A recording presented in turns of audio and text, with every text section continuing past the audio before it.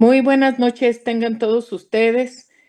Como la primera sesión que tuvimos el honor de darles la bienvenida, pues hoy para nosotros es la sesión ordinaria del día 12 de noviembre de 2025 y es la última sesión que está a cargo pues de esta mesa directiva 2023-2025.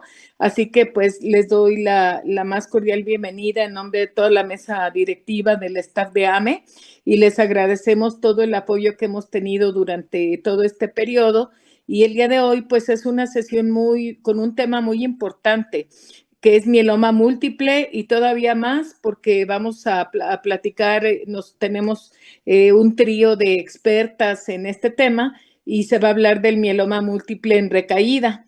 El día de hoy, pues también le agradecemos a la doctora Lynn Ramírez, quien nos va a coordinar esta sesión. Y como todas las sesiones, tenemos dos profesoras. Les decía, hoy es un trío de expertas.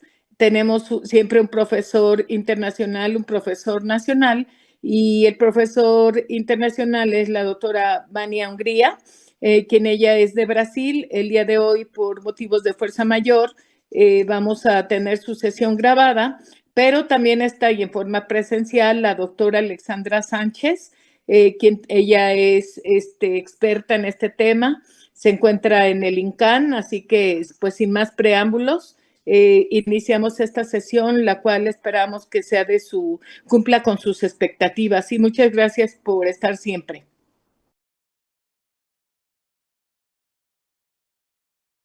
Hola a todos y muy bienvenidos a esta sesión sobre mieloma múltiple recaído refractario. Agradezco a la doctora del campo y a la mesa directiva de AME por la gentil invitación para la coordinación de esta sesión. Y hoy, bueno, como ya lo dije hace un momento, estamos enfocados a ver el tratamiento del mieloma múltiple recaído refractario. Como ustedes bien saben, el tratamiento del mieloma se ha transformado drásticamente en los últimos años, tanto en primera línea como en pacientes recaídos refractarios, que es en lo que nos vamos a enfocar el día de hoy. Antes de empezar a presentar a los ponentes, queremos agradecer el apoyo irrestricto a GSK para poder llevar a cabo esta sesión.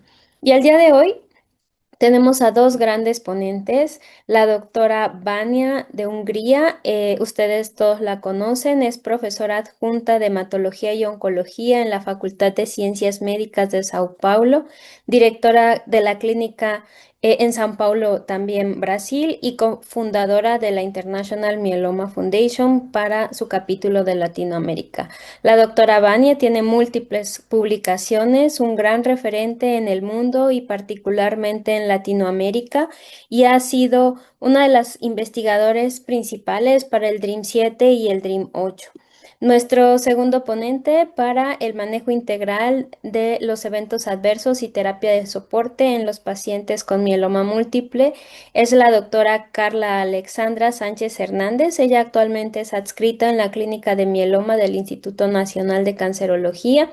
Hizo una alta especialidad en trasplante de células progenitoras en el Instituto Nacional de Cancerología e hizo un fellowship en el Princess Margaret en Canadá.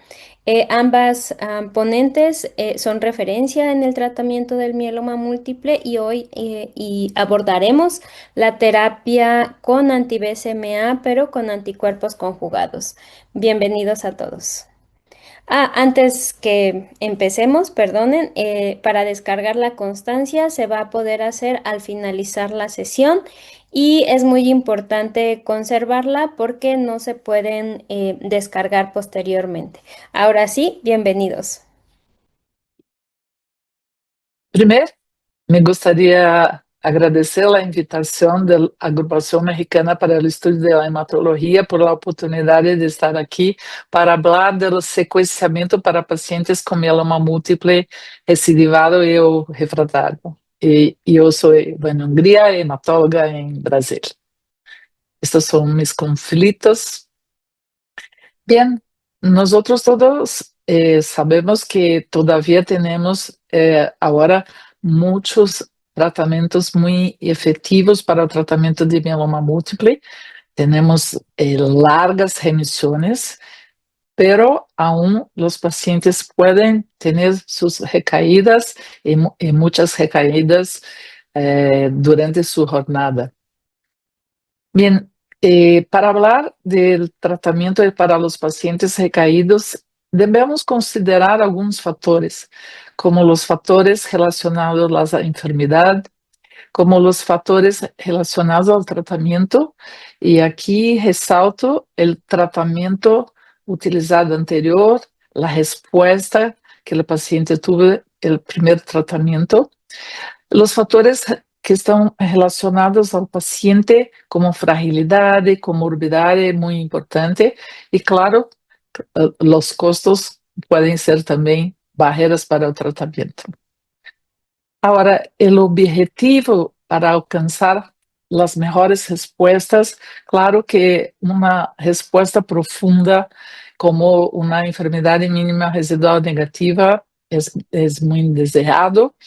E, claro, evitar a progressão ou atrasar a progressão e equilibrar a eficácia e tolerabilidade do tratamento para se alcançar uma boa qualidade de vida e, com tudo isso, levar a uma larga PFS e sobrevida global.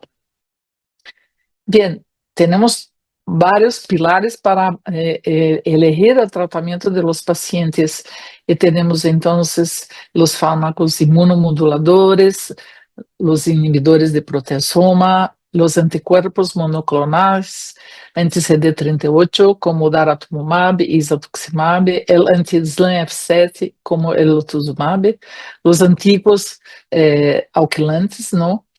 La esportina 1, um inibidor de esportina 1 como selinexo, e agora temos uma diana terapêutica muito importante que são a diana BCMA, antígenos de maturação de célula B, e que para esta diana temos os anticuerpos conjugados como belantamab, os biespecíficos como teclistamab, elranatamab, linvoseltamab, e como CAR-T-cell, AID-cell, Cilta-cell, estes todos que já estão aprovados em algum sítio, em algum país do mundo, e bem, porque há muitos outros também que estão sendo desenvolvidos, não? Uma outra diana, o GPS-5D, que temos o biespecífico talquetamab já aprovado, e todavia temos muitos fármacos investigacionais como o Selmodisk, iberdomida, mesigdomida, por exemplo. E bem, sempre que estamos buscando cambiar o tratamento do paciente, estamos tentando fazer uma nova linha de tratamento, sempre estamos pensando em cambiar a classe de fármacos também. E claro, como já comentei, o primeiro tratamento é muito importante para entendermos o segundo tratamento também, claro. Então, essas são as guias de recomendações de tratamento que já foram publicadas em 2021 e agora já temos novas publicações, pero apenas para colocar em contexto que antes teníamos entonces esas las opciones para los pacientes elegibles, con primera opción VRD, DARO-VTD y mantenimiento con LENA. Entonces la mayoría de los pacientes que estaban progresando eran pacientes LENA refractário. Todavía los pacientes inelegibles ya utilizamos los esquemas DARA-RD, DARO-VMP, VRD. Entonces aquí ya tenemos muchos pacientes que se progresaron después cuando estaban se utilizando de un anti-CD38 lenalidomida. Entonces aquí ya tenemos un par de pacientes con refractários a daratumumab y lenalidomida. Estas são as novas guias e recomendações de tratamento recém-publicadas. Estou falando do grupo europeu. E aqui já está claro que a primeira opção de tratamento, tanto para pacientes elegíveis como pacientes não elegíveis a transplante, são as quadrupletas com anti-CD38, UVRD, DARA ou isatuximab para os pacientes elegíveis. E aqui é importante que temos agora la recomendación de se utilizar daratumumab más lenalidomida como mantenimiento. Entonces, y aquí ya tendremos más pacientes que se progresarán como lena refratário y dara refratário expuesto a inhibidor de proteasoma. Aqui também, como já havia comentado, já temos esta situação de termos pacientes refratários a dar Helena, já que o estudo Maia lo utilizamos há muito tempo, não?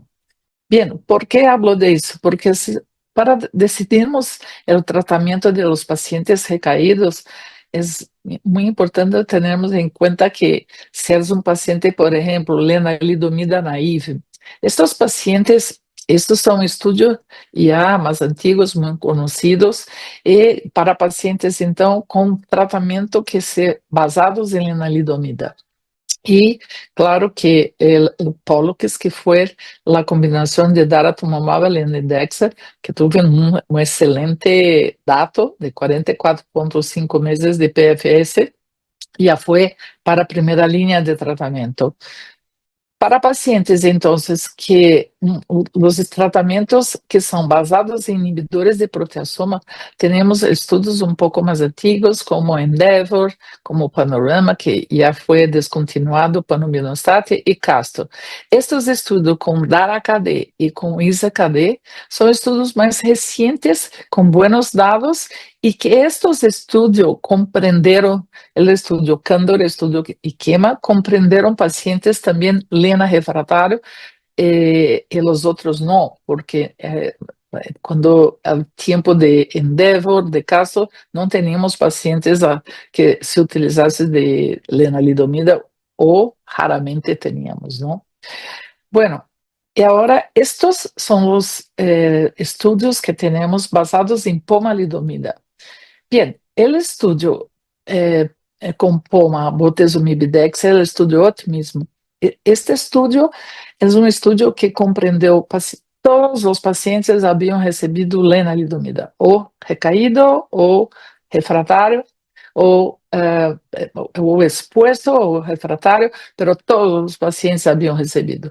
E os outros estudos com elotuzumab e pomidexa, com isatuximab e pomidexa, daratumumab e pomidexas.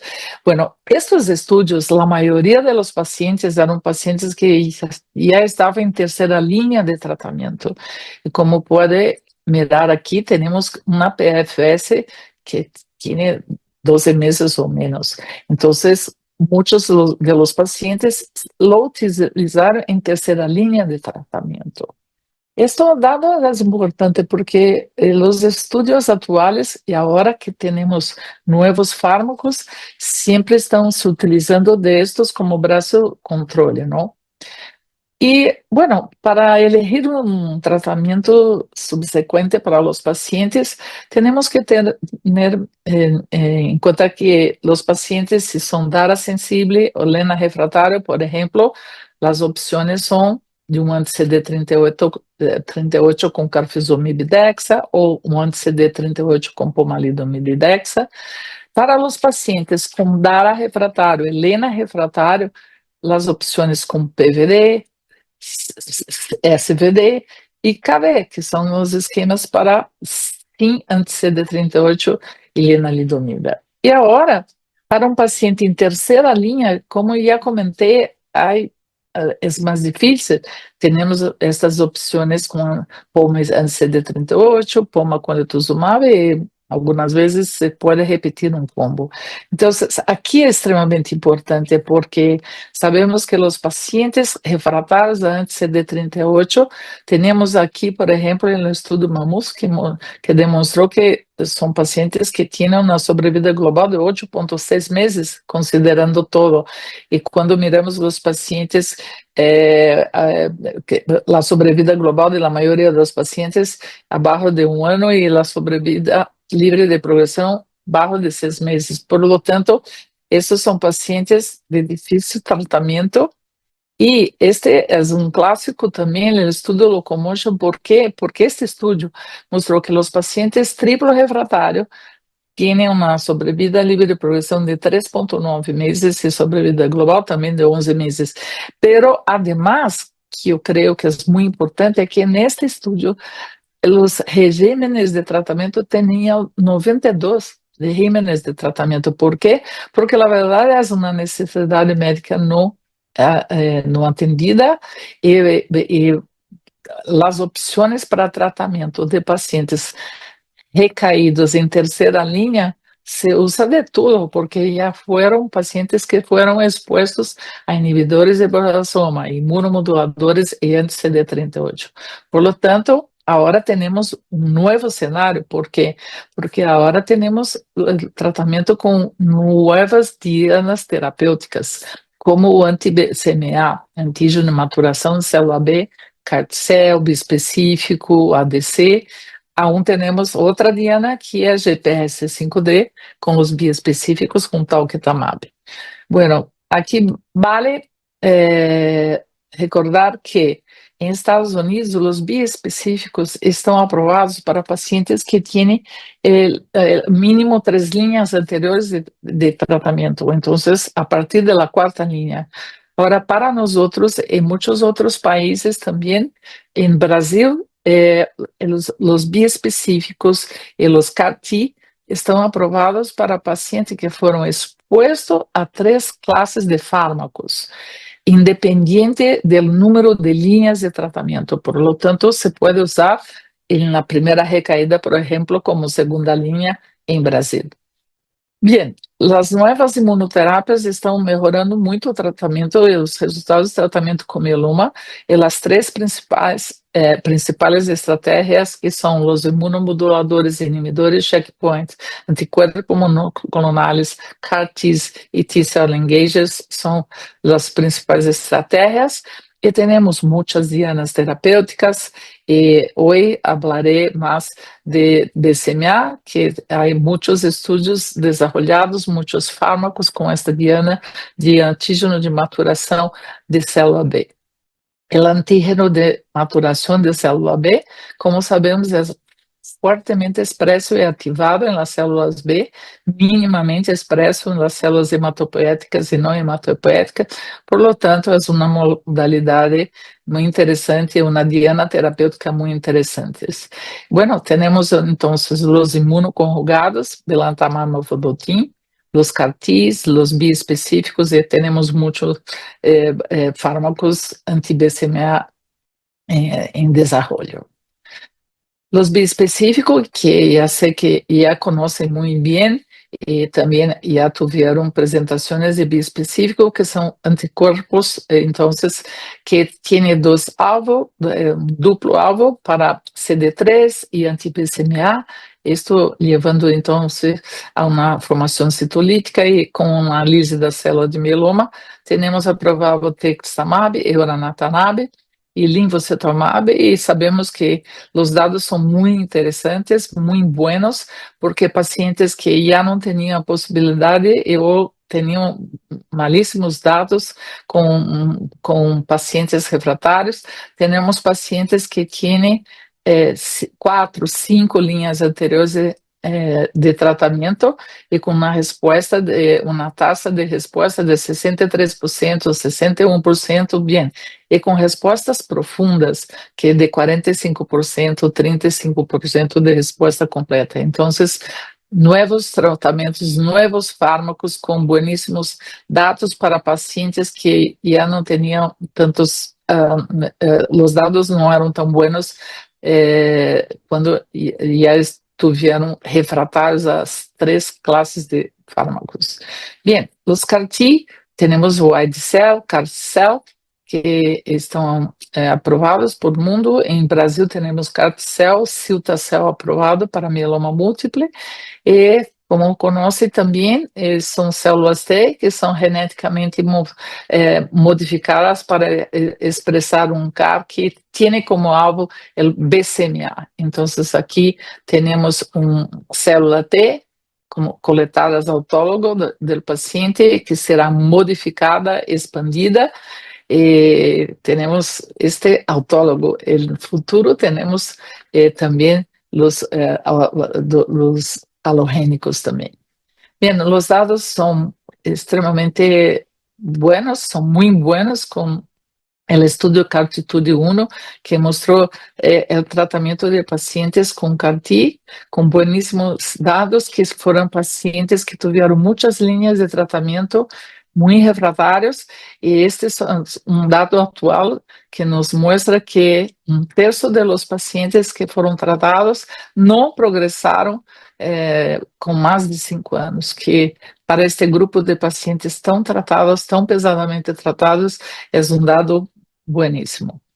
Bien, ahora el estudio CARTITUDE-1 fue para pacientes con muchas líneas de tratamiento. Aquí tenemos el estudio CARTITUDE-4, que fue un estudio entonces para pacientes con 3 líneas anteriores de tratamiento que recibieron un inhibidor de proteasoma inmunomodulador, LENA refractario, pero estos pacientes no necesitaban haber expuesto a daratumumab. Bueno, entonces aquí cilta-cel versus el tratamiento padrón de PVD o de ADAPD, apenas aqui um resumo. Entonces, com o seguimento de 33 meses, tivemos a los 30 meses uma diferença de 59,4% e 25,7% para PFS, com um hazard ratio de 0,29, um excelente dado, não? E agora, para falar um pouco mais de los anticuerpos conjugados, entonces los anticuerpos conjugados anti-BCMA são entonces anticuerpos com uma diana para BCMA que tienen uma carga citotóxica. Entonces, estos serão tiene como alvo el antígeno, la superficie, serão internalizados y esta carga citotóxica que llevará entonces el dano de DNA y la muerte celular. Bien, belantamab mafodotin, que vou chamar de belamaf, mais fácil. Bem, há muitos estudos com belamaf e no desenvolvimento de belamaf, pero aqui vou falar de 2 estudos que estão publicados, e a combinação de belamaf, bortezomib dexa e belamaf pomalidomide dexa já está aprovado em alguns países, incluso em Brasil. Já temos há 15 dias a aprovação das 2 combinações. Bien, aqui vou apresentar então os dados de belamaf, bortezomib dexametasona, basado no estudo DREAM7.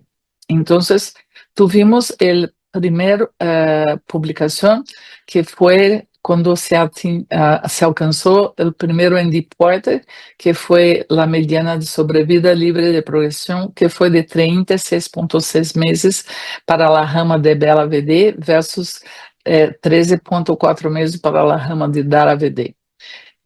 Bueno, e agora, já com um segmento um pouco mais largo, temos então os dados da sobrevida global, com uma mediana de segmento de 39,4 meses, que vou apresentar-te também. Bem, o estudo DREAM7 é para pacientes recaídos depois de uma linha de tratamento. Então, estes pacientes não poderiam ter recebido anti-BCMA anteriormente e não poderia ser refratário a daratumumab ou bortezomib, desde que a rama de controle foi daratumumab, bortezomib e dexametasona. Bem, aqui se vê que belamaf tem a combinação com bortezomib e dexametasona de 1 a 8 ciclos, e depois sigue apenas com belamaf a partir do ciclo 9. Por lo tanto, a partir do ciclo 9, temos uma comparação direta de belamaf versus daratumumab. Bueno, belamaf aqui com 2,5 miligramas por quilo a cada 3 semanas. El endpoint primário, a PFS, e os secundários, sobrevida global, duração de resposta e doença residual mínima negativa. Bueno, aqui temos já os dados de la segunda publicação de 39,4 meses, que com este mediana de seguimento, aún teníamos em seguimento 25% de los pacientes com na rama de belamaf e 15% de pacientes em la rama de daratumumab. Las características de los pacientes son muy balanceadas y aproximadamente la mitad de los pacientes habían recibido una línea de tratamiento anterior. Bien, aquí tenemos entonces la mayoría de los pacientes tenían recibido inhibidor de proteasoma los pacientes que recibieron Lena, 81% de fármacos inmunomoduladores, 52% con lenalidomida y refractario para lenalidomida, 33%, y claro, la mayoría no había recibido daratumumab porque era un criterio para inclusión. Bien, estes são os dados de PFS, 36,6 meses para a rama com Belamaf, 13 para a rama com Dara-VD, uma diferença de 23 meses mais larga para os pacientes que receberam Belamaf, com um hazard ratio de 0,41.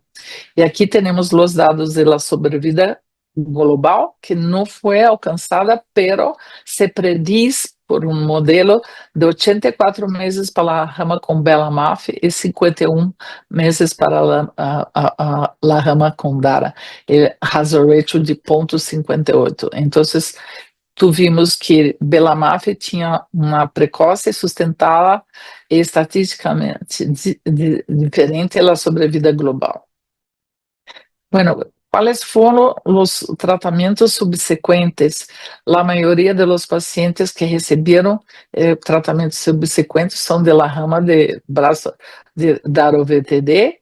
¿Y qué tratamiento recibieron en la primera recaída? Entonces, en la rama de Belamaf, el tratamiento más común fue anti-CD38, poma y lenalidomida. En la rama de Dara-VD fue lenalidomida, carfilzomib y pomalidomida. Bien, la PFS2, que es muy importante, no fue alcanzada en la rama de Belamaf y de 33 en la rama de Dara-VD. E aqui, as respostas muito profundas, tivemos uma enfermidade mínima residual negativa, que mais do que o dobro para os pacientes com Belamaf, quando levando em conta a resposta completa e enfermidade mínima residual negativa, assim como também para os pacientes com resposta parcial muito boa, mais do que o dobro de pacientes tiveram uma resposta mais profunda com Belamaf. E a duração de resposta, muito importante, mira que tivemos também mais do que o doble de pacientes, a resposta, a duração foi de 40,8 por 17,8. Então, mais do que o doble, tiveram uma resposta, uma duração de resposta mais larga quando receberam Belamaf. Bem. Temos os dados, então, de tolerabilidade, de segurança, que os pacientes que tiveram, houve muito mais mortes, claro, de pacientes que receberam Dara-VD, e a principal morte foi a progressão de la enfermidade. Bueno, os eventos adversos não oculares, tuvimos entonces la trombocitopenia de todos os grados, que foi mais frequente com Belamaf.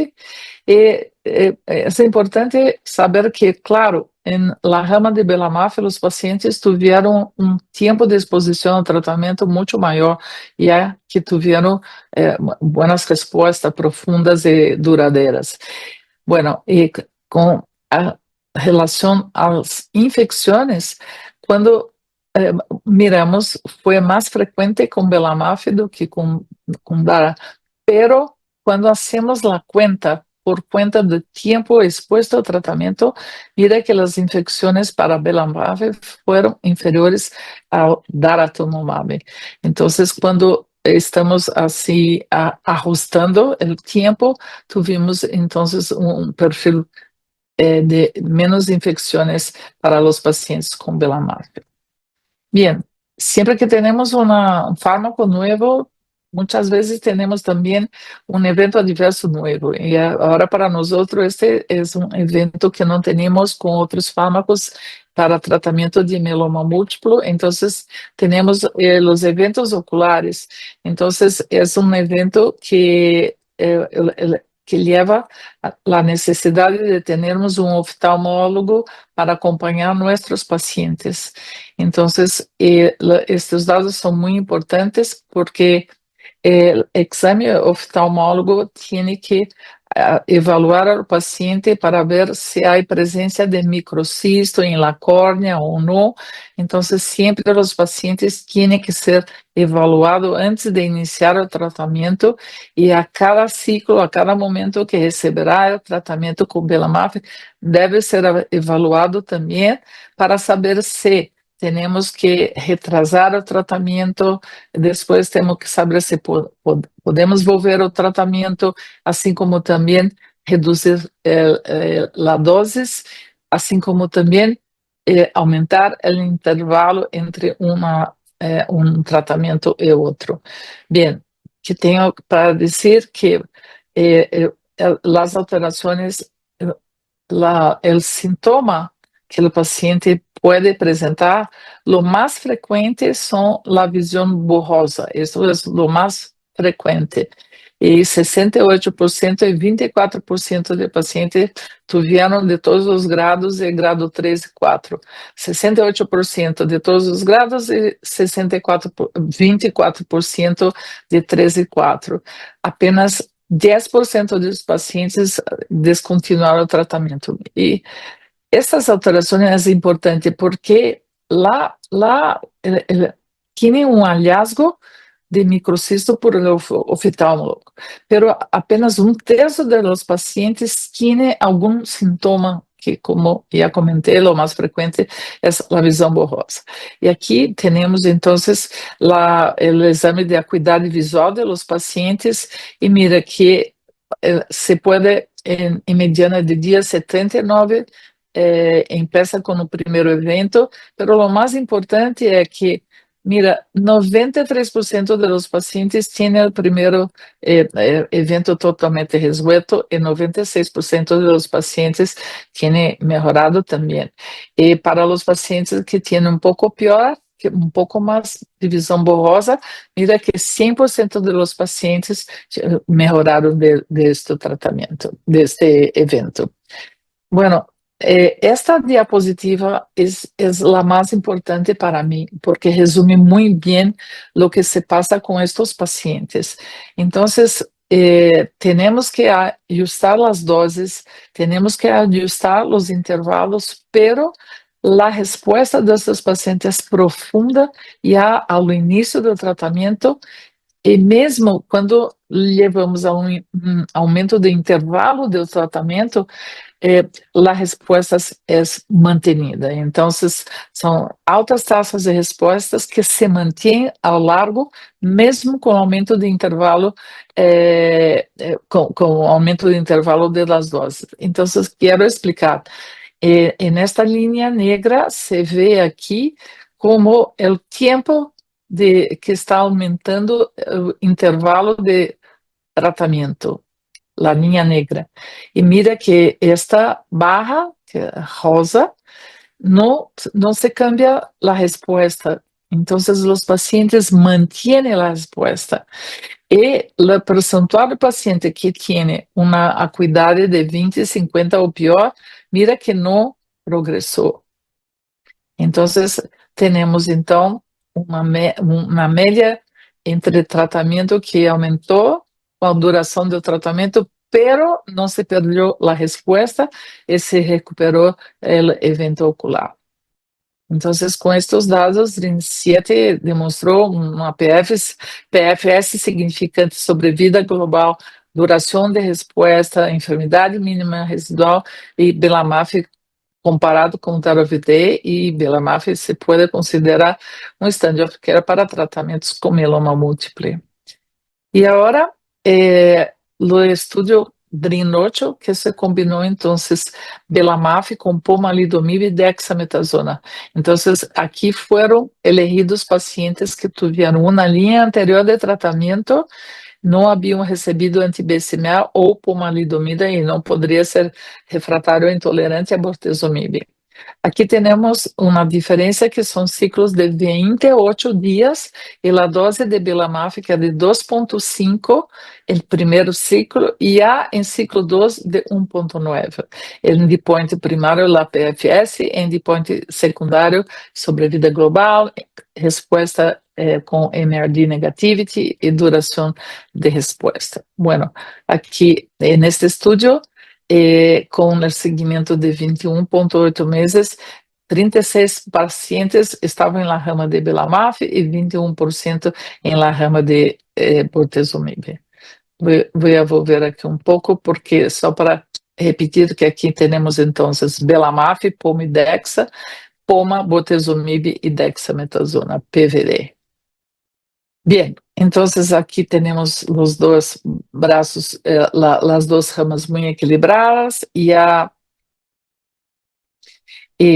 importante, es una población distinta de DRIN7 porque aquí tenemos que 100% de los pacientes habían recibido lenalidomida como un criterio de inclusión y 25% de pacientes tenían recibido entonces CD38, 53% recibieron una línea, 90% recibió un inhibidor de proteasoma anterior, 81% refractario a lena y 23% refractario a daratumumab.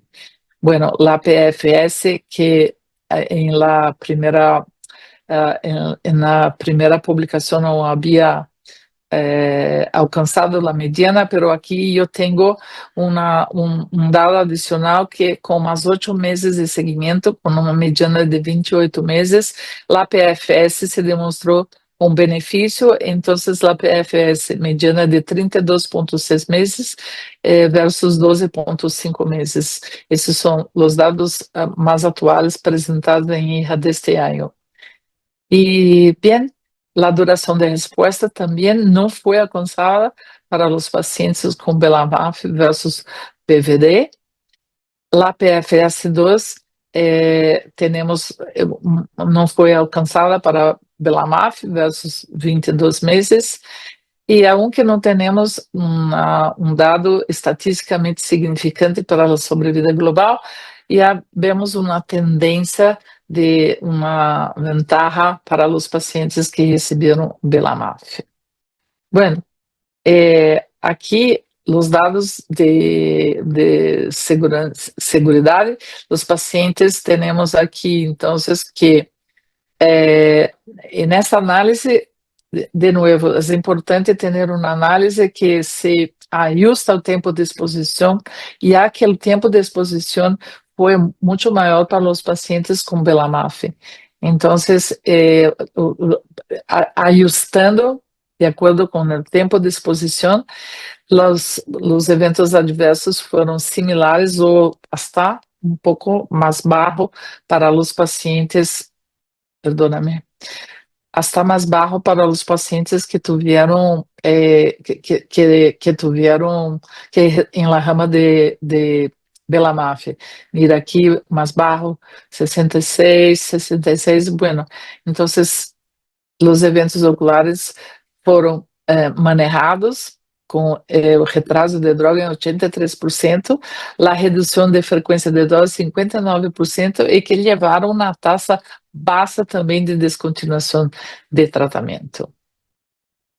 Bem, o mais frequente do evento adverso ocular foi a visão borrosa, como já havia comentado. Aqui, no estudo também com Belamaf, pomalidomid e dexa, dentre os pacientes que receberam Bela-PD, 59% de pacientes tiveram sua dose reduzida, 83% que se retrasou e 9% descontinuado, e como podemos ver, apenas um terço dos pacientes, aqui 34% dos pacientes tiene síntoma, porque la mayoría de los pacientes no tiene síntoma, tiene los microcistos presentes, retraso, adaptación de dose, siempre importante, el oftalmólogo está evaluando estos pacientes a cada dose, pero no son todos los pacientes que tendrán síntomas. Aqui les presento um caso clínico muito resumido de um paciente de 61 anos que recebeu tratamento em 2015 com o esquema que tínhamos em Brasil de CTD e transplante para pacientes que não tinham acesso a bortezomib e lenalidomida. Esses pacientes recaiu em 2017, participou de outro estudo também, estudo Bellini com venetoclax, e depois, em 2020, este paciente progressou. Quando esse paciente progressou, estes são seus dados, tivemos a oportunidade de levar para um tratamento de terceira linha para o estudo DREAM7. Então, esse paciente recebeu pela MAF 2,5 miligramas por quilo a cada 3 semanas, e como eventos adversos oculares, tinha lá a avaliação oftalmológica sempre a cada 21 dias, de acordo com a recomendação. Então, para evaluar a queratopatia, utilizávamos, então, a escala de KVA, de acuidade visual, e muito importante o exame de córnea, para avaliar queratites, defeito epitelial, agudeza visual, e sempre perguntando para o paciente se tinha uma sensação de corpo estranho, visão borrosa, dolor ou fotofobia. Então, que passou com este paciente? Uma trombocitopenia, que é frequente, grado 3 e 4, que nos levou a reduzir as doses para Belamaf a 1,9, visão borrada, dolor ocular, queratites grado 1. Então, como tinha um evento ocular grado 2, por la escala, então os pacientes tinham também a necessidade de se interromper o tratamento e depois rever e introduzir novamente. Este paciente, depois de 6 ciclos, tinha uma resposta parcial muito boa e uma resposta estrita depois de 10 ciclos. Bueno, uma resposta muito boa. O que quero mostrar aqui é que, mira, este paciente, que doses recebeu de belantamab? Então, mira que entre o primeiro ciclo e segundo, tive um intervalo de 21 dias, pero depois, devido às alterações oculares, tivemos então um aumento de los intervalos de las doses, 44 dias, 21 dias, e depois 3 meses, 4 meses, 4 meses. Então, o que quero dizer? Tivemos que aumentar o intervalo de las doses e este paciente não perdeu a resposta. Uma sobrevivência de 50, livre de progressão de 52 meses e haciendo em los últimos 2 anos intervalo de 3 a 4 meses para para receber as doses. E bem, o paciente, então, em remissão completa, com um grande intervalo. E aqui, rapidamente, mais um paciente com 57 anos que recebeu o VRD com o primeiro tratamento, remissão completa stringent, pero progressou em 2022. Então, em 2022, este paciente foi para o estudo DREAM8 com Bela-Pomidexa e a dose 2,5 em ciclo 2 já foi suspenso por uma alteração ocular. O ciclo 3, começamos com 1,9, porque 1,9 é a recomendação para este estudo também, e foi a dose 2. Então, aqui um resumo. Esse paciente, ciclo 4, 5, 6, não recebeu, 7 recebeu, 8, 9, 10, suspenso. Bueno, então, quando mira, vou fazer um resumo. O ajuste de DEXA, de POMA, e agora o mais importante, este paciente então teve uma redução de 95% do componente monoclonal no ciclo 2. Ao ciclo 17, remissão completa stringent com enfermidade mínima residual negativa. E o tempo de tratamento com Belamaf e Pomidexa foi de 2 anos e 8 meses, e no total do tratamento recebeu apenas 8 doses de Belamave. Una calidad de vida excelente y bueno, una pena que al final de 2024 tuve un cuadro pulmonar, pero el paciente no procuró una asistencia médica y falleció probablemente de COVID o influenza, pero un paciente que no procuró la asistencia médica. Bueno, este es un buen ejemplo de mostrar que el paciente utilizó 8 doses en 2 años y 8 meses y mantuvo su respuesta. Bien, estas son todas las guías de recomendación que mi tiempo ya fue y así termino aquí y muchas gracias por su atención.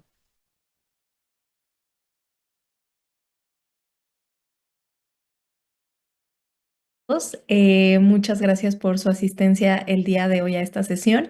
Y bueno, pues después de ya platicar un poquito sobre las terapias disponibles para pacientes con mieloma recaída y refractario, vamos a adentrarnos un poquito más al manejo de eventos adversos y terapia de soporte, particularmente con belantamab, que es un anticuerpo conjugado del que ya hablamos ampliamente. Entonces, pues bueno, para comenzar, es importante que sepamos que actualmente existen dos formas de administración de este medicamento que vienen de los dos ensayos clínicos DREAMM-7 y DREAMM-8. El DREAMM-7 se combinó con bortezomib y dexametasona, como ya vimos, a una dosis de 2.5 miligramos por kilo y este se administraba cada 3 semanas. Es muy importante saber que después de los 8 ciclos, los pacientes quedaban con belantamab en monoterapia y el brazo comparador en el que se usaba daratumumab, pues también se suspendía el bortezomib y la dexametasona y los pacientes quedaban con daratumumab en monoterapia. El DREAMM-8 utilizó belantamab en combinación con pomalidomida y dexametasona con una dosis inicial de 2.5 miligramos por kilo para el ciclo 1 y a partir de ahí se administró a una dosis de 1.9 miligramos por kilo cada 4 semanas. Entonces vemos que estos esquemas son un tanto diferentes y por eso vamos a ver también que sus perfiles de seguridad cambiaron un poquito entre un ensayo y el otro. Y bueno, pues aquí primero quería ponerles nada más como la tabla de seguridad que se presenta en estos dos estudios de forma muy general y posteriormente nos vamos a adentrar en cada uno de estos rubros. Entonces vemos que para el DREAMM-7, que fue la combinación de vela con bortezomib y dexametasona, el 100% de los pacientes, tanto en el grupo control como en el brazo de belantamab, tuvieron algún tipo de efecto adverso y 95% de los pacientes en el brazo de belantamab tuvieron un evento adverso grado 3 y únicamente 78% en el grupo que utilizó daratumumab. ¿Cuáles fueron los más relevantes o los que vimos de forma pues más prevalente dentro de la población? Trombocitopenia, que fue grado 3 o más en un 55% de los pacientes con vela y 35% de los pacientes con DARA, pues significativamente aumentado en los pacientes con belantamab. Ahora, algo muy importante es recordar lo mismo que comentaba la doctora Vania. Los pacientes estuvieron mucho más tiempo expuestos al belantamab, entonces esto hace que sea más posible que presenten algún evento adverso por este tiempo prolongado y es importante hacer la evaluación con este ajuste que la vamos a hacer en un momento. También vemos que se presentaron infecciones en un 70% en el grupo de vela y en un 67% en el grupo de DARA, algo muy similar, pero cuando ya vamos a las infecciones grado 3, sí fueron más importantes en el grupo de belantamab, siendo de un 31% contra un 20% en el grupo de daratumumab.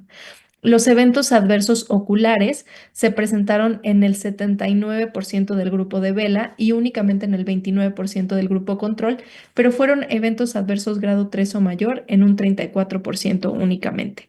La descontinuación del tratamiento sucedió en 26% de los pacientes con belantamab y 15% con daratumumab y las muertes por eventos adversos fueron del 10 y el 8% en cada uno de estos grupos. Si nos vamos a otros eventos adversos que se presentaron pero que ya no fueron tan prevalentes, pues tenemos diarrea, neuropatía periférica, constipación, fatiga, aumento de enzimas hepáticas, dolor y reacciones infusionales. Y cuando ya nos vamos a ver esta misma tabla, pero del DREAMM-8, que fue la combinación de belantamab con pomalidomida y dexametasona, pues vemos algo muy similar. Los eventos adversos se presentaron en el 99 y 96% de los pacientes en cada uno de los grupos, pero si nos vamos a los eventos adversos grado 3 o más, fueron del 94 y 76%. Aquí también vemos neutropenia en un 42 y 28%, trombocitopenia en un 24 y 20% de los que fueron grado 3 o mayor. Y algo muy importante en cuanto a las infecciones, vemos la presencia de neumonía, que neumonía grado 3 o mayor fue el 17% de los pacientes con vela y 8% en los pacientes con poma dexametasona. La descontinuación del tratamiento fue muy similar, 15% contra 12%, y las muertes por eventos adversos fueron 11% en ambos grupos. Otros eventos que se vieron, pues fue anemia, diarrea y todos los eventos adversos oculares que en un momento vamos a hablar con un poquito más de detalle. Entonces, pues ya para hablar de cada uno de estos eventos de una forma un poquito más particular, me gustaría iniciar con el manejo de las infecciones. Entonces, sabemos que belantamab es un anticuerpo conjugado que va dirigido contra BCMA. El BCMA juega un papel fundamental en la producción de inmunoglobulinas y es por eso que vemos un poco más de infecciones con este fármaco. Vemos que en esta tabla se hace el ajuste por 100 personas año. Eso significa que ya no vamos a tener este sesgo del tiempo de exposición de los pacientes al tratamiento. Y vemos que los eventos, las infecciones serias, fueron en un 42% en el grupo de vela, en el DREAMM-7, contra 28% en el grupo de daratumumab, y 60% en el DREAMM-8 en el grupo de vela, contra 37% en el grupo de poma dexametasona. Pero nuevamente, si vamos a esta infección, este ajuste por personas año, vemos que es 51 contra 55 y 59 contra 73. Entonces es incluso superior en el grupo de poma dexametasona que en el grupo de belantamab. Estas infecciones llevaron a la descontinuación del tratamiento en el 10% del grupo de belantamab combinado con bortezomib y 3% en el grupo de belantamab combinado con pomalidomida. Las infecciones grado 3 o mayor fueron 31 contra 49%, y algo muy importante, las infecciones grado 5, es decir, que los pacientes que fallecieron por esta causa, vemos que fueron el 7 contra el 6% y el 7 contra el 6%, tanto en el DREAMM-7 contra en el DREAMM-8. Entonces, algo muy similar en estos dos grupos de pacientes de cada uno de los diferentes grupos de tratamiento.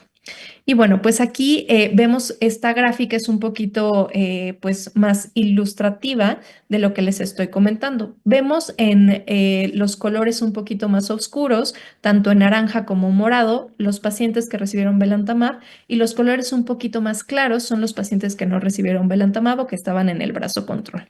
Aquí vemos el porcentaje de pacientes que presentaron cualquier tipo de infección, no importa la severidad del cuadro, y vemos cómo pues efectivamente, por ejemplo, COVID fue más importante en los pacientes con vela, respiraciones, infecciones del tracto superior respiratorio, neumonía, infecciones urinarias, COVID, neumonía por COVID, pues fueron un poco más prevalentes en el grupo de belantamab. Pero cuando ya nos vamos al análisis, específicamente en el DREAMM-7, por severidad de los cuadros, vemos que, por ejemplo, para COVID-19, los pacientes que tuvieron una infección grado 3 o mayor, fue 6 en el grupo de belantamab contra 4 en el grupo de dara, y las infecciones grado 5 fueron 1 contra 2. Vemos que para neumonías, pues sí fue más importante en el grupo de belantamab, y en cambio en el grupo de neumonías por COVID fue más importante en el grupo de dara. Y para el DREAMM-8, que fue la combinación con pomalidomida, pues bueno, vemos claramente que todas las infecciones se presentaron en un porcentaje mayor en los pacientes que recibieron belantamab, estas siendo las grado 3 o más, y las grado 5, pues hubo más neumonías por COVID, pero el resto están prácticamente similares. Y bueno, esto va en una relación directa con la presencia de neutropenia. vamos a ver que los pacientes llegaron a presentar neutropenia hasta en el 18 y 63%, dependiendo de las combinaciones con belantamab, y grado 3 o mayor fueron 14 y 57%. Sin embargo, la presencia de neutropenia e infección fueron para la combinación con bortezomib y dexametasona del 5% y para la combinación con pomalidomida y dexametasona del 17%. Entonces, si bien este es un perfil infeccioso importante, no es el mismo que vemos, por ejemplo, con los anticuerpos biespecíficos. Y cabe recalcar que, por ejemplo, en estos estudios, la suplementación con inmunoglobulina intravenosa fue más o menos como en el 4 y 8% de los pacientes, tanto en el DREAMM-7 como en el DREAMM-8. Entonces, una muy pequeña proporción de pacientes estaban recibiendo pues suplementación. Y bueno, pues eso es en cuanto a las infecciones, que es algo que claro que tiene que estar en el radar, creo que con todos los tratamientos para mieloma múltiple, pero vamos a hablar un poquito de los eventos oculares, que creo que es lo que pues más nos causa como un poco de preocupación y es algo muy particular de este fármaco a lo que no nos hemos enfrentado previamente. Entonces, vemos aquí en estas tablas lo que se encontró en los ensayos DREAMM-7 y DREAMM-8. La tabla de la izquierda vemos primero el DREAMM-7, donde vemos que los pacientes con vela presentaron eventos oculares en el 79%. Es decir, es algo que muy posiblemente va a suceder si ocupamos el fármaco, pero los eventos grado 3 o mayor fueron tan solo del 34%. Digo, nada despreciable, es un tercio de los pacientes, un poquitito más, pero tampoco pasó en la mayoría de los pacientes. Lo más importante o lo más común, como decía la doctora Vania, fue la visión borrosa. Otros síntomas que se presentaron fue ojo seco, fotofobia, sensación de cuerpo extraño ocular, irritación ocular y dolor ocular en realmente grado 3 o mayor, solamente en 1% de los pacientes. Cuando nos vamos a la evaluación de belantamab en combinación con pomalidomida y dexametasona, vemos que estos eventos oculares se presentaron en el 89% de los pacientes, o sea, prácticamente la mayoría de ellos van a tener alguna situación ocular, pero los eventos grado 3 o mayor fueron del 43%. Nuevamente vemos que lo más importante fue visión borrosa, ojo seco, sensación de cuerpo extraño, irritación ocular, fotofobia y dolor ocular. Y bueno, en esta siguiente diapositiva les muestro, bueno, ahorita vamos a verlo un poquito más a detalle, pero ¿qué son estos cambios de la visión? En la imagen de la izquierda podemos ver una visión 20/20, que es una imagen completamente nítida, y en la imagen de la derecha podemos ver una visión 20/50, donde se produce pues una imagen un tanto borrosa. Para todos los que usamos lentes, creo que saben que perfectamente lo que esto significa. Pero bueno, entonces aquí se hace la evaluación de los pacientes que tuvieron un deterioro hasta 20/50, porque muchos ni siquiera llegaron a este grado de deterioro, pero cuando ya fue 20/50, ¿qué fue lo que encontramos? El porcentaje de pacientes que lo presentaron fue del 34%, tanto en el DREAMM-7 como en el DREAMM-8, entonces una tercera parte de los pacientes. Y esto en general, la mediana de tiempo para presentarse fue de 73 y 112 días. Entonces estamos hablando de entre 3 y 4 meses. Pero vemos que el tiempo para la mejoría fue de 22 a 29 días, o sea, prácticamente un mes después. Y la resolución, la mediana de tiempo para la resolución fue de 64 y 57 días en cada uno de estos estudios. Entonces, prácticamente 2 meses para la resolución completa del cuadro. Y lo más importante y algo que quiero recalcar es que los eventos que regresaron a su estado basal, es decir, el paciente se recuperó al 100%, fue 94% en el DREAMM-7 y 84% en el DREAMM-8. Nuevamente, los pacientes que presentaron una disminución de la agudeza visual de 20/50. Y bueno, pues 44% de los pacientes y 59% en el DREAMM-7 y 8 tuvieron reducciones de dosis. Hubo 78 y 83% de interrupciones o retraso de la dosis y 9% en ambos estudios tuvieron descontinuación del tratamiento por algún evento a nivel ocular. Y bueno, pues creo que esto ya más o menos todos estamos al tanto, sabemos que es algo que esperar, Pero lo más importante, ¿qué vamos a hacer al respecto? ¿Cómo vamos a actuar cuando tengamos el paciente enfrente y que le queremos dar belantamab? Entonces, necesitamos conocer la gradificación de estos eventos adversos oculares. ¿Por qué? Porque el oftalmólogo y nosotros tenemos que estar hablando el mismo idioma para poder entendernos y tener una base sólida en la que tomar decisiones en cuanto a administrar la siguiente dosis o no. Entonces, pues bueno, existe una escala de gradificación que se llama KVA por sus siglas en inglés, Keratopathy and Visual Acuity. Entonces, como lo dice el nombre de esta escala, vamos a evaluar básicamente dos cosas. La primera evaluación es la que les pongo aquí, que es el examen corneal. El examen corneal, pues bueno, desafortunadamente lo tiene que hacer el oftalmólogo. Digo desafortunadamente porque pues no depende de nosotros. Sí tenemos que colaborar definitivamente con un oftalmólogo que tiene que hacer una evaluación de la córnea. Esto lo hace con una lámpara de hendidura. Y aquí a la derecha podemos ver más o menos los hallazgos que los oftalmólogos ven cuando hacen esta evaluación y cómo se va a gradificar. Un hallazgo corneal grado 1 o un evento adverso corneal grado 1 sería una queratopatía leve donde se ven pues se ve queratopatía, pero únicamente unos pequeños depósitos. Si ya nos vamos al grado 2, ya sería una queratopatía moderada, como vemos en esta imagen del centro. Y no solo eso, sino que ya empezamos a ver microquistes. Se ve también un halo subepitelial periférico y opacidades estromales también a nivel periférico. Entonces esto empieza primero a nivel periférico y ya para el grado 3 vemos también estos halos subepiteliales pero centrales, tanto a nivel del subepitelio como a nivel del estroma, pero ya empiezan a llegar pues a las regiones más centrales. Y bueno, pues ya los microquistes ya no son como en el grado 2 nada más parcheados o en zonas específicas de la córnea, pero ya están difusos, es decir, están en toda la córnea. Y bueno, pues ya el grado 4, que sería la más severa, es una ulceración corneal o una erosión corneal. Entonces, los pacientes van a tener que espaciar el tratamiento hasta que la queratopatía esté al menos en un grado 1. Es decir, si un paciente llega con una queratopatía grado 2 o más, tenemos que esperar antes de dar la siguiente dosis de belantamab. Eso es algo muy importante.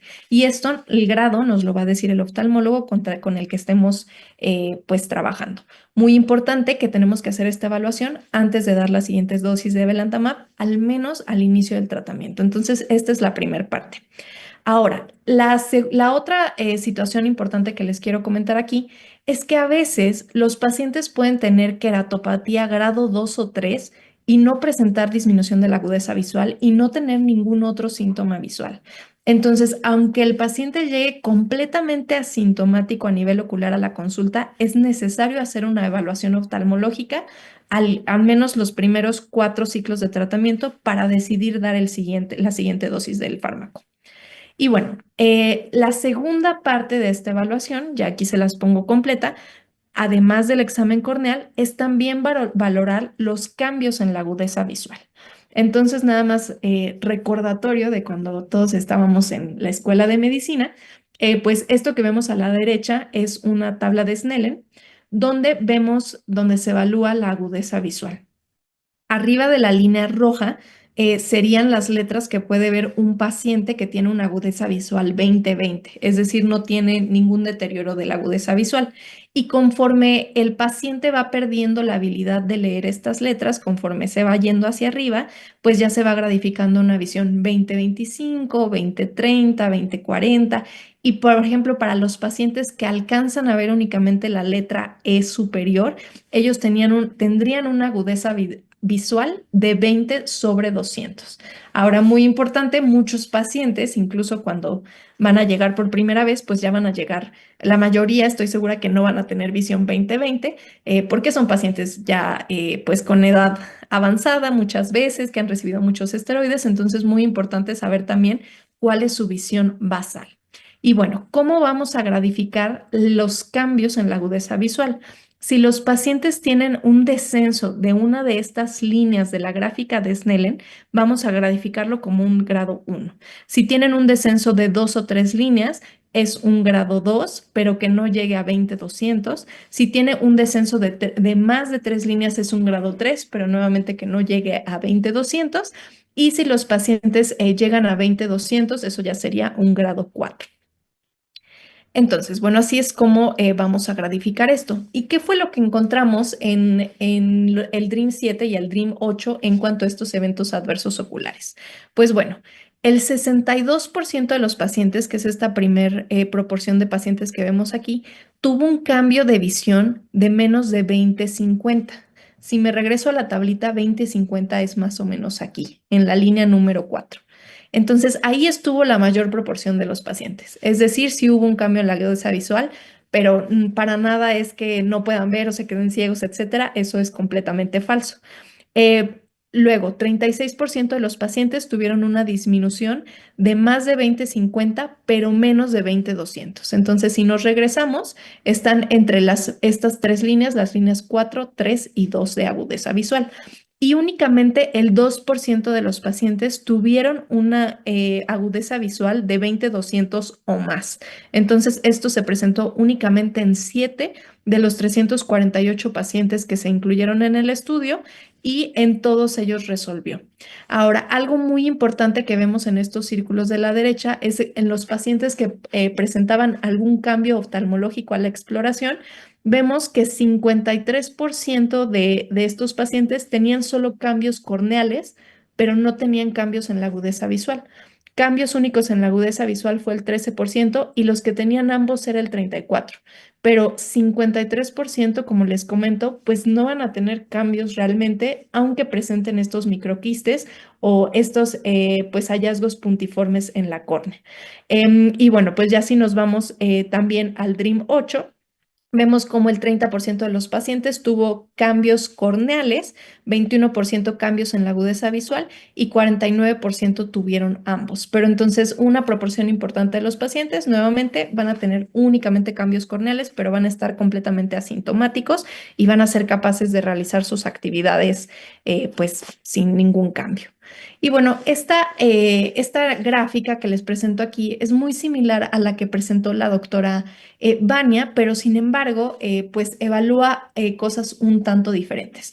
Ella mostraba también, pues, los intervalos que tuvieron los pacientes entre cada una de las dosificaciones, pero vamos aquí no a evaluar la respuesta, que ya vimos que esa está mantenida, pero más bien vamos a ver el porcentaje de pacientes que tuvieron deterioro de la agudeza visual, que eso lo vemos en naranja, o los pacientes que tuvieron que descontinuar el tratamiento por eventos oculares, que lo veríamos con la barra amarilla.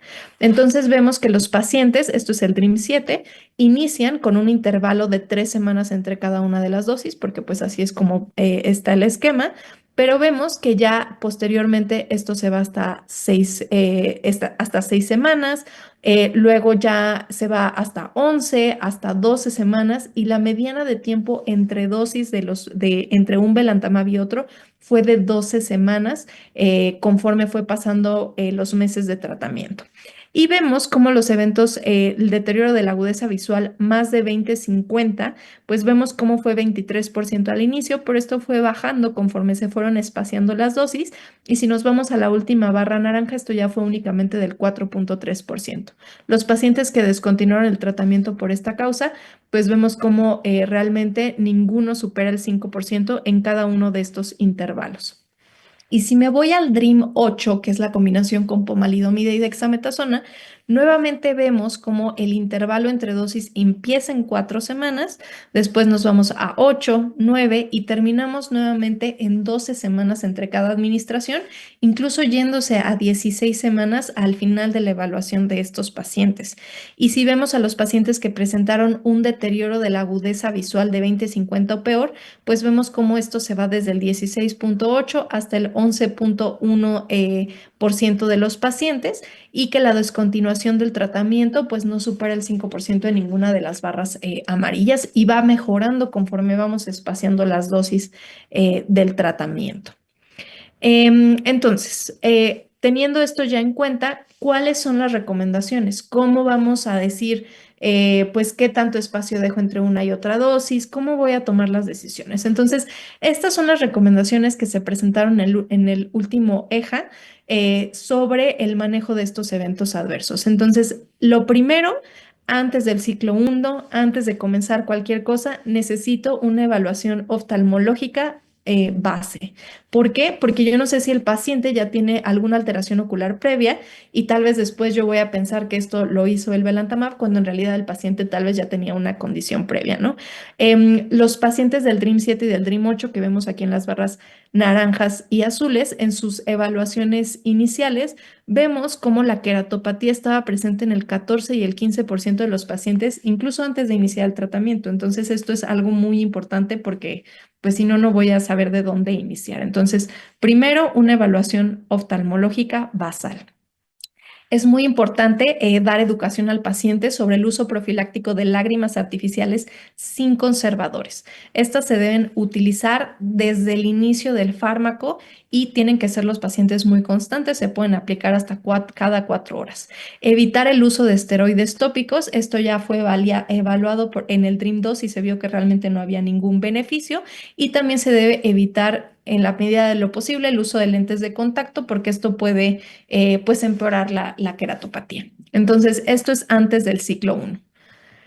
¿Qué va a pasar en el ciclo 2 a 4? Es decir, yo ya le doy la primera dosis de belantamab, se va el paciente a su casa y regresa para la administración del ciclo 2. ¿Qué voy a hacer para saber si le tengo que dar la dosis o no? Lo primero es que de los ciclos 2 a 4, antes de yo decidir eso, el paciente ya tiene que llegar con su evaluación corneal. Si recuerdan la escala que vimos, la KVA, yo ya necesito saber qué grado de queratopatía tiene el paciente si es que la presenta. ¿Y qué es lo que vamos a hacer? Pues bueno, estas son las recomendaciones del esquema de belantamab en combinación con bortezomib y dexametasona. Si el paciente no tiene hallazgos, pues bueno, se continúa la siguiente dosis a las 3 semanas con la misma dosis. Si el paciente tiene un evento grado 2, entonces tengo que diferir la siguiente administración hasta que regrese a un grado 1 o se recupere por completo y pues ya de aquí voy a bajar la dosis a 1.9 miligramos por kilo a partir de esta gradificación. Ahorita les voy a presentar las recomendaciones ya actualizadas porque hubo algunos cambios entre las combinaciones. Pero bueno, la idea es que se va reduciendo la dosis y se puede ir espaciando el tratamiento. Si los pacientes presentan una alteración oftálmica grado 4, pues bueno, aquí sí se tiene que plantear la descontinuación permanente del tratamiento, recordando que esto es una ulceración a nivel corneal. Y bueno, en cuanto a la combinación con pomalidomida y dexametasona, los pacientes que presentaron un evento adverso grado 2 o 3, se puede diferir, bueno, más bien se debe diferir la dosis hasta que regrese a un grado 1 o menor y se tiene que reducir, no solamente reducir la dosis, sino que también se tiene que espaciar a cada 8 semanas. Es decir, yo voy a citar al paciente en 4 semanas adicionales y de ahí ya voy a ver si esto ya se resolvió antes de darle la siguiente dosis. Y de ahí algo muy importante es que ya va a ser cada 8 semanas. Es decir, si yo ya espacié el fármaco, no me regreso al esquema de administración previo. Y bueno, esto es los primeros 4 ciclos. Después del ciclo 5, yo, por ejemplo, a lo mejor para el ciclo 5, yo ya establecí que el paciente ya voy en 12 semanas entre una aplicación y otra. Ya yo sé que el paciente tarda 12 semanas en recuperar la integridad de la córnea, entonces ya no es necesario que lo esté viendo el oftalmólogo antes de cada administración si esto ya está estable. ¿Qué voy a hacer para asegurarme que todo vaya bien? Existe una herramienta que se llama VRA. Esta herramienta son básicamente 9 preguntas que yo le puedo hacer al paciente, que es si ha tenido fotofobia, si tiene dolor, si tiene visión borrosa, si ha tenido problemas al manejar, al leer, al ver la computadora, al ver la televisión. Y si el paciente responde así a cualquiera de estas preguntas por más de 8 horas, es decir, es una afección moderada, es necesario que vuelva a llamar al oftalmólogo. voy a necesitar una evaluación corneal antes de continuar con el tratamiento, pero si el paciente que responde que no a todo o responde que sí a una pregunta, pero le pasa de 4 a menos de 8 horas, entonces puedo continuar con la siguiente dosis de tratamiento. Y bueno, en cuanto a las recomendaciones de la modificación de dosis, pues estas son unas recomendaciones generales para que ya no nos estemos confundiendo entre un esquema y otro, ¿no? Si tenemos un evento adverso grado 1 por la escala KVA, pues voy a seguir sin cambios en la dosificación. No se baja la dosis y no se hace más espacio entre una dosis y otra. Si yo tengo un evento adverso grado 2, voy a espaciar la dosificación a cada 8 semanas o hasta que el paciente recupere nuevamente a grado 1. Si el paciente después de 8 semanas todavía no regresa a grado 1, entonces me puedo ir a cada 12 semanas. Si el paciente presenta un evento adverso grado 3, directamente me voy a la dosificación de cada 12 semanas y siempre confirmar que el paciente haya regresado al grado 1. Y bueno, si el paciente requiere un espacio de más de 16 semanas para regresar a grado 1, pues entonces en este grupo de pacientes puedo considerar bajar la dosis establecida. Es importante que realmente en los estudios lo que se ha evaluado pues es espaciar la dosis entre un belantamab y otro y no tanto bajar la dosis. La dosis más baja recomendada es de 1.9 miligramos kilo. Entonces el paso primero sería aumentar el tiempo entre una dosis y otra y ya realmente bajar la dosis de tratamiento sería ya un paso posterior. Y bueno, pues sé que estoy segura que todos nosotros aprenderemos a manejar esto poco a poco, al igual que hemos aprendido a manejar otros eventos adversos. Siempre es muy recomendable guiarse de un oftalmólogo, pues que sepa de estos eventos adversos, de lo que se puede esperar para que podamos tener comunicación y siempre el manejo integral del paciente es algo muy importante.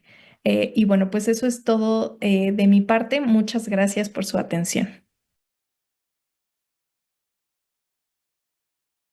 Hola, muchísimas gracias por estas excelentes sesiones, maravillosas ambas, donde abordamos la secuenciación de terapia de los pacientes con mieloma múltiple y los eventos adversos con anticuerpos conjugados, en este caso con belamaf. No hay preguntas, les recuerdo que tenemos el box para hacer las preguntas en la página por si alguien quiere hacer alguna pregunta en especial. Y mientras vamos platicando con Alexandra, la doctora Vania tiene una reunión en estos momentos con la International Myeloma Foundation y tuvo que dejar de estar en esta parte de la mesa de preguntas. Pero vamos con la primera pregunta es, ¿cuál va a ser el lugar de belantamab, Alex? Sabemos que la mayoría de los enfermos están recibiendo BRD, ya tienen la falla, la lenalidomida en la primera línea. Hicimos en el grupo, tú participaste con nosotros, la encuesta a los hematólogos mexicanos, más o menos el 30% de los enfermos ya recibieron una terapia cuádruple en primera línea de tratamiento. Entonces, en esta secuencia de tratamientos, ¿cuál va a ser el mejor lugar para belantamab, particularmente en el paciente recaído y refractario con estos resultados del DREAMM-7 y del DREAMM-8, donde hubo mejores respuestas cuando se comparó con DARA? Pues bueno, es una pregunta muy interesante. Creo que particularmente el escenario mexicano va a ser muy importante tener esta disponibilidad de fármacos. Sobre todo yo lo veo en la segunda línea para pacientes que no tienen acceso a terapias como un biespecífico o un CAR-T, ¿no? O sea, que sabemos que no están disponibles en México. ¿Por qué? Porque definitivamente belantamab ha resultado ser superior que el standard of care. Cualquier combinación como las que presentaba la doctora a base de pomalidomida, daratumumab, carfilzomib, cualquier cosa que le demos al paciente en segunda línea, los resultados de belantamab realmente lo superan de una forma pues muy significativa. O sea, creo que no hay duda al respecto. Cuando ya nos ponemos a decidir entre terapia con belantamab o un anticuerpo biespecífico, pues Creo que aquí claramente los anticuerpos biespecíficos llevan la ventaja, pero también tener claro que a lo mejor no todos los pacientes son candidatos a biespecíficos, ¿no? El belantamab pues ya está aprobado, por ejemplo, en Europa, en Estados Unidos todavía no tiene aprobación, pero en Europa ya está aprobado, ya tienen disponible CAR-Ts, ya tienen disponibles biespecíficos y aún así hay un grupo de pacientes que se beneficia de esta terapia. O sea, yo realmente creo que los eventos adversos de infecciones son mucho menores, la dosificación cada 12 semanas es súper amigable. Eh, Creo que tú y muchos de los hematólogos que estamos aquí sabemos que tenemos pacientes que a lo mejor vienen de Chiapas, de Veracruz, que viajan 8 o 10 horas para estar con nosotros y pues estarles ofreciendo terapias semanales muchas veces no es posible, ¿no? Entonces, creo que este va a ser el escenario de esta, definitivamente en segunda línea, tal vez para pacientes que no sean candidatos o que no tengan acceso a un específico. Así es como lo veo yo. Claro. Oye, no vamos a tener demasiado tiempo y tenemos un montón de cosas que tocar, pero el siguiente punto importante, y que sé que no hay una respuesta, ¿no? Pacientes, por ejemplo, triple clase expuestos, que quizá le diste talquetamab como rescate, no un anti-BCMA, sino le das un anti-GPRC5D y recae. Em, Podemos considerar belantamab en la terapia. Sabemos que hay agotamiento linfocitario, que cambiarlo a CART no sería lo mejor, ni cambiarlo a anti-BCMA en vía específico no sería tampoco una terapia adecuada. No tenemos CELMoDs que están rescatando de manera más significativa a los pacientes, pero va a haber belantamab. Podríamos considerarlo. Yo sé, claro está, que no tenemos evidencia suficiente, pero quiero conocer un poco tu opinión.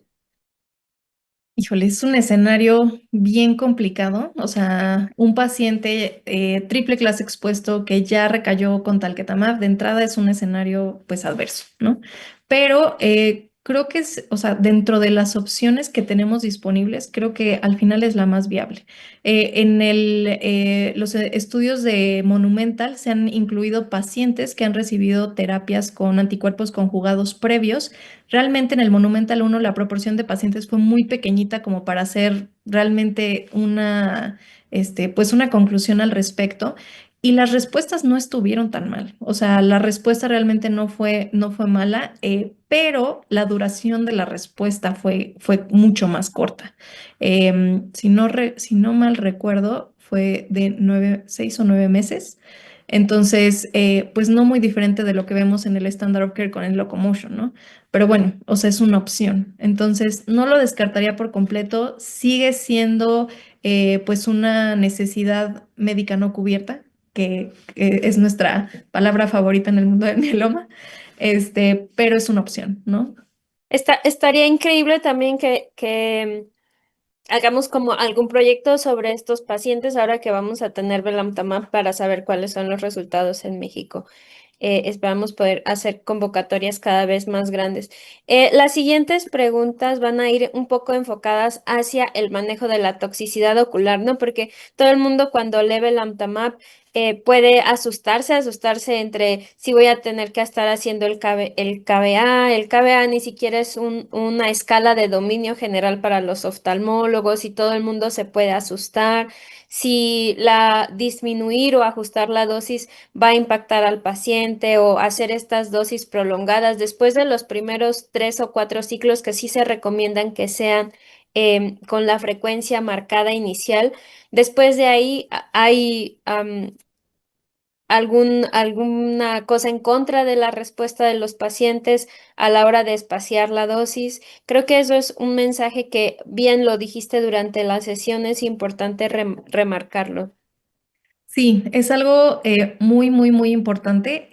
Creo que con esto es algo muy similar que con los otros fármacos que tenemos contra mieloma. Por ejemplo, daratumumab iniciamos con dosis semanales, después quincenales, después mensuales. Con teclistamab iniciamos con dosis semanales, después pues ya lo estamos pasando a quincenales, ya se está evaluando dosis mensuales. Entonces, creo que al inicio de la terapia, cuando tenemos una carga tumoral importante, es muy importante dar la dosis completa, ¿no? porque pues esto va a prevenir que se generen clonas resistentes a los tratamientos. Pero ya una vez que la enfermedad está bajo control, creo que tanto el DREAMM-7 como el DREAMM-8 demuestran perfectamente que no hay problema con espaciar la dosis, que creo que es algo que ya hemos demostrado pues con los ensayos con DARA, con los ensayos, por ejemplo, con ELRA, que también después de las 24 semanas se espació. O sea, creo que va a ir saliendo cada vez más información sobre este espaciamiento del tratamiento, que una vez que ya se hace una respuesta, creo que no tiene un impacto. Y bueno, pues los DREAMS son la evidencia más concreta que tenemos al respecto, que no se ve para nada pues afectada la respuesta de los pacientes. Muchas gracias. Aquí hay algunas cosas en el chat. Bueno, la doctora Edelmira Blanco envía saludos desde Bolivia. Muchas felicidades por tu sesión. Y nos hace una pregunta sobre los costos. Bueno, los costos evidentemente, como toda la terapia del mieloma y sobre todo cuando el paciente está recaído y refractario, pues está muy desgastado. Aún así, las respuestas tanto en biespecíficos como en belantamab son bastante significativas comparado contra lo que era el standard of care, y eso es algo con lo que tenemos que seguir trabajando sobre no solamente tener una aprobación, sino que los pacientes tengan acceso, y también los pacientes que tienen pólizas de seguros que para este punto han estado ya bastante desgastadas. Podríamos hablar una sesión entera de economía y no terminar nunca. Y la siguiente pregunta del doctor Salinas Rodríguez dice que si podemos usar este anticuerpo conjugado antes de biespecífico. Y es una pregunta también súper interesante, Alexa. Sí, pues en cuanto a la primera parte, digo, no tengo el costo así como tal, pero como ya bien lo dijiste, pues desafortunadamente las nuevas terapias, pues muchas veces son costos muy, muy altos. Sin embargo, sí es importante resaltar que si yo estoy dando la terapia cada 12 semanas, pues no es lo mismo dar 3 administraciones o 4 al año que estarlo dando incluso de forma mensual, ¿no? Entonces, esto tiene un impacto directo sobre el costo. La otra es que no requiere hospitalización para este POP. Se presta perfectamente para una infusión corta de 60 minutos, y los pacientes no recibieron inmunoglobulina intravenosa, que también es algo que mejora muchísimo el costo del tratamiento. Digo, las infecciones tampoco fueron tan bajas, o sea, yo no sé, o sea, por seguridad creo que se puede considerar darle inmunoglobulina, pero no es mandatorio como lo vemos con los biespecíficos, que eso pudiera mejorar los costos, ¿no? Y en cuanto a la segunda pregunta pues este mismo escenario, o sea, todo esto de la secuenciación realmente, pues todavía es una gran pregunta. Creo que lo más importante va a ser el acceso. Sabemos que, por ejemplo, en el ámbito público, el acceso a biespecíficos para la población general está muy lejano. Entonces, sin duda, nuevamente comparar Vela con el Standard of Care creo que es muy superior. Y dentro de los estudios de teclistamab y también en los estudios de ELRA se incluyó una corte de pacientes que ya habían sido expuestos a otras terapias anti-BCMA, llámese CAR-Ts o conjugados como belantamab. Y nuevamente vemos que las respuestas no son tan duraderas, pero sí hay una respuesta. Y la ventaja que tenemos es que si se expone primero al paciente a belantamab, pues bueno, tanto en el DREAMM-7 como en el DREAMM-8 se hicieron estudios para ver si había pérdida del BCMA, y no se demostró que hubiera pérdida del BCMA posterior a la terapia con belantamab. Eso es algo muy importante. Y la segunda es que pues tengo otros blancos. Entonces, si bien usé Vela primero como un anticuerpo conjugado y después por alguna situación se abrió la posibilidad de un biespecífico, puedo perfectamente darle talquetamab, seguramente en un futuro muy cercano también cebostamab, que son dianas diferentes, mecanismos de acción diferentes completamente. Entonces, yo incluso vería más viable dar primero Vela y después elegir un biespecífico contra otra diana. Entonces, totalmente posible. Sí, es verdad. También, también cabe mencionar ¿cómo se llama este estudio? Alokin, creo, no recuerdo, que utilizó, es un ensayo fase 2 de pacientes triple clase expuestos y triple clase refractarios. Estamos en el escenario ya del triple clase expuesto, donde fueron rescatados con la combinación de belamaf más pomalidomida y tuvieron respuestas bastante buenas para ser pacientes posteriores a considerados triple clase expuestos y llegaron a ser hasta el 80%. Claro está que las respuestas eran predominantemente respuestas parciales muy buenas, pero tampoco es una mala opción considerar Belamaf en caso de que no tengas acceso al biespecífico. Y creo que todavía tenemos espacio para una pregunta más que mandaron aquí en el chat, que dice que después de 6 ciclos o una terapia con Belamaf, si el paciente ha alcanzado respuesta parcial muy buena, se podría considerar autotrasplante.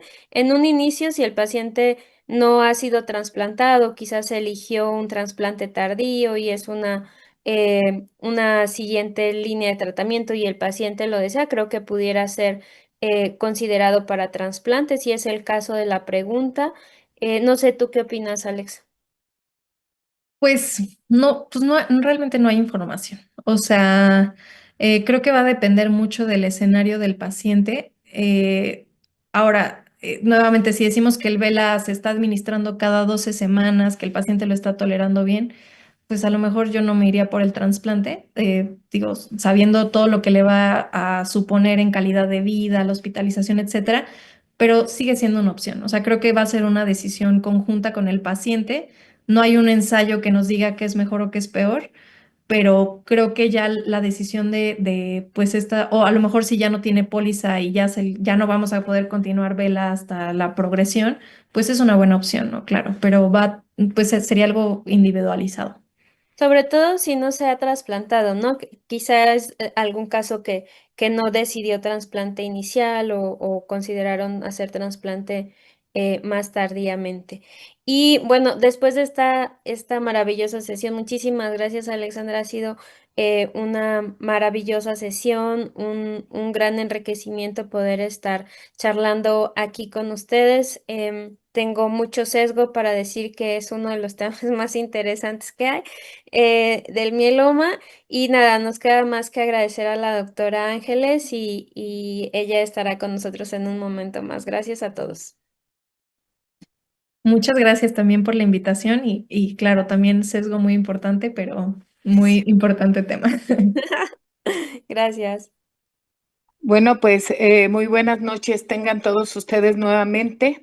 Después, bueno, de escuchar a nuestras tres expertas en un tema tan apasionante como bien mencionan, pues esperamos que en un futuro no muy lejano todos nuestros pacientes pues tengan la misma oportunidad de tratamientos de vanguardia y bueno, pues juntos podemos lograr muchas cosas.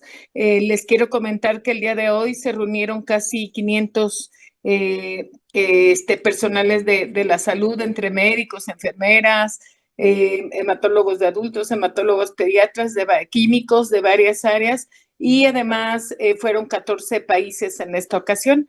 Así que todo lo que nos presentaron el día de hoy pues llegó a más de 500 compañeros. También pues desearle mucho éxito al doctor Efren Montaño y a su mesa directiva, que ya la siguiente sesión estará a cargo de ellos y les deseamos pues también mucho éxito y estamos seguros que nos van a seguir acompañando y pues también nuevamente agradecerles de la mesa directiva 2023-2025 de AME y agradecerle también al staff que nos apoya para que estas sesiones salgan tan bien como hasta ahora y sobre todo muchas gracias a cada uno de ustedes que se reunió y se quedó hasta el final en un miércoles en la noche, ¿verdad? Así que, pues, muchas gracias y buenas noches.